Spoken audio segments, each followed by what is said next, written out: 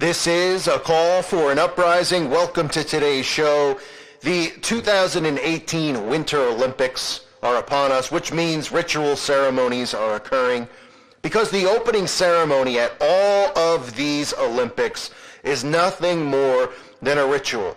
2 years ago, I covered the opening ceremony in Rio, filled with the same occultic symbols and the same type of occultic rituals, of course, including the eternal flame, which everybody goes, oh, the Olympics, the eternal flame, but they don't pinpoint what the eternal flame is about and why you constantly see the eternal flame with the Statue of Liberty, the eternal flame outside JFK's, his grave, the eternal flame in logos. It's a common theme. The eternal flame stands for Lucifer, the light bearer, who they believe he is, the light bearer. And this Olympic ceremony was filled with more of the same garbage, because again, this is nothing but a ritual. Now, you'll see the gigantic torch that they light, which during the Winter Olympics, they call it a cauldron. I mean, you can't make this stuff up, right? And now what do we put one and one together with when it comes to a cauldron, right? Anybody out there want to raise their hand? Anybody know? Oh my goodness, it's used commonly in witchcraft, right? In modern witchcraft, the cauldron is still regularly used. It can be placed in a sacred or ritual circle and used to burn items during a ritual to hold the ingredients necessary for a spell or an incarnation, for scrying in water,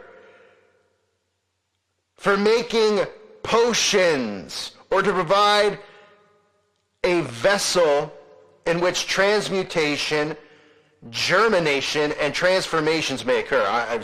Sounds pretty germy to me. Long story short, you've got everybody surrounding this giant cauldron that they're going to light, okay? And you know what a cauldron is, and you know what the eternal flame is, and you know what this is about. It's a ritual. Now, the channel Enter the Stars did a video, and I'll leave it linked up below, which was a good breakdown as well of how they shaped the cauldron. Because remember, at the Winter Olympics, they usually have some type of cauldron. I don't know if they call it that every single year. I know they have in the past. So it's nothing new. It's nothing surprising. But for those of you who are just waking up, I mean, how much more obvious can this stuff get? When you think of a cauldron, you always think of what? Witches around the cauldron. But again, Enter the Stars did a video showing, and I'm going to use a screenshot from his video here, and again, his video I'll link up below, the eyeball, right? You can see how this is almost the eyeball attached, right? And the flame goes up, and then the eyeball is inflamed. I mean, it's not hard to see from this screenshot side by side. It's pretty obvious, right? So you have your all-seeing eye symbolism inside of the cauldron. And people still don't see this stuff. It's amazing to me. But one of the other big themes at the Olympics is always the phoenix rising.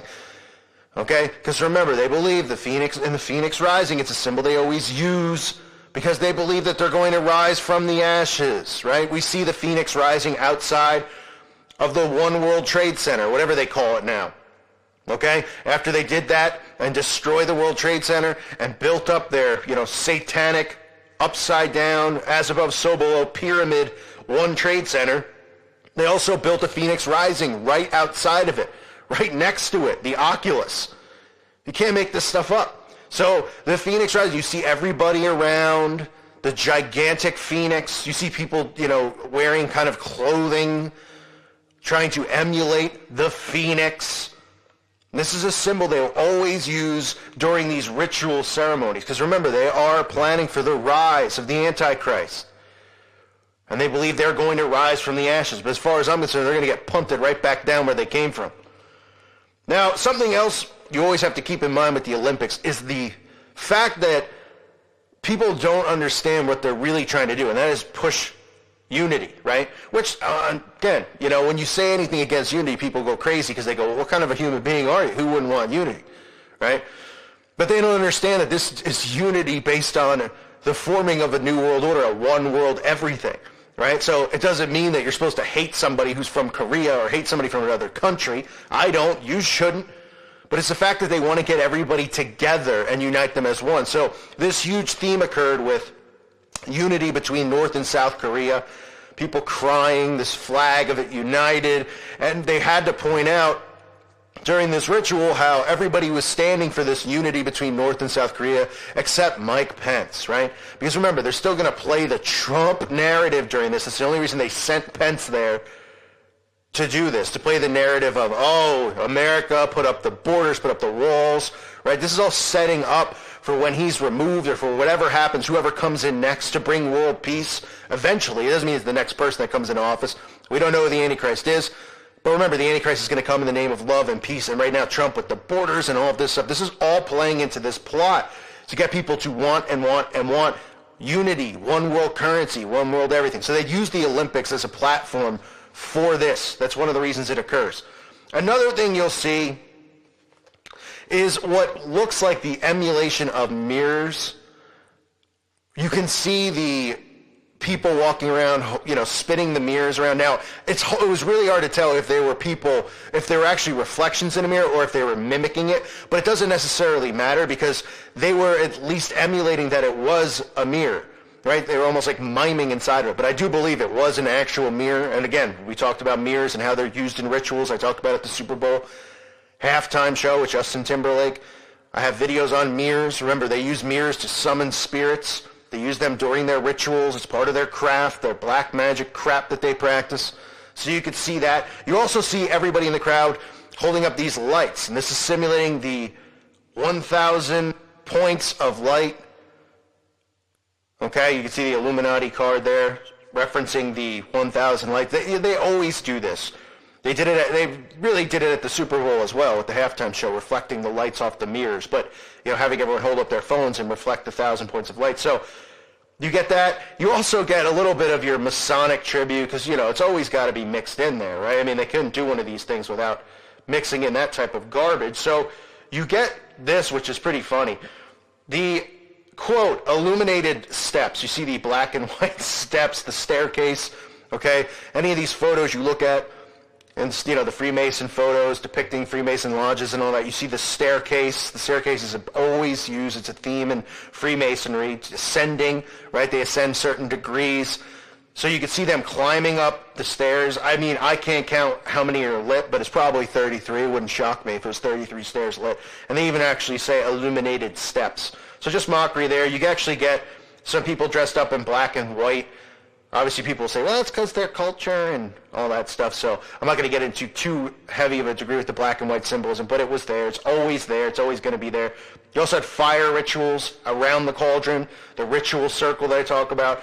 You can see how evenly placed it is right outside of the cauldron, and they're performing a ritual right in the middle of it. I mean, all this stuff's in plain sight. They don't love circles, folks. They don't love mirrors. Okay, I mean, you have the cauldron, you have the eternal flame, right? I mean, how many logos have the eternal flame? Statue of Liberty, Columbia Pictures, I believe, has it, the woman holding the eternal flame, okay? This is all basic symbolism that we see, but this ceremony is a ritual. They might as well just call it the Olympic ritual every time they do it because that's what it is. But people tune in, they don't realize that they're actually partaking in this. You don't know what goes on behind the scenes and what else is done. You just kind of see this la-li-la, people running around with torches and flames, and everybody thinks somebody choreographed this. Some amazing person was like, they sat down, they said, oh, wouldn't it be cool if we, we'll do the same thing as the other Olympics 2 years ago, the other one 4 years ago, the other one 8 years ago. We'll like this giant cauldron. We'll make a giant ritual circle with fires and flames. People will run around with mirrors. We'll have the phoenix here. I mean, it's the same thing every time. Wouldn't somebody step in and go, hey, I want to do something different here, man. It's always the same traditional thing. How about we do, just something a little bit more original? No, it's the same thing because it's a ritual. That's what it is. This is a New World Order ritual. Remember what the Olympics, like I said, stands for. It stands for unity, world unity, right? They both, they wrap it up and put a ribbon on it when it comes to, it's about sports, it's about competing, right? Because people just see that. They don't realize this is about countries uniting, standing together, standing side by side, right? And that's why they emphasize the stuff with Mike Pence not standing, right? Because Mike Pence and Donald Trump went crazy over football players taking a knee during their, the national anthem. So it's just all part of the show. It's part of the ritual as they continue to prepare people for the ushering in of the Antichrist. and for the acceptance of all this stuff. People are clamoring for it. They love this stuff, man. You know, it's amazing to me how people don't see it. But if you're somebody who's new to this stuff, you can check out the videos I've done exposing symbols. They're all there, you know. The fact that this is a gigantic cauldron should just be enough for somebody who's sound asleep to go, wait a minute, what, a cauldron? And then go, well, what's the first thing you think of when you think of a cauldron? All right, you don't think of you in your kitchen making chicken soup, right? Everybody automatically thinks of witches. Okay, and of course they've kind of made that like, you know, something lighthearted because the witches are, they tell us witches are fake, it's fairy tale, cauldron's fairy tale, witch flying on a broom, all that kind of stuff.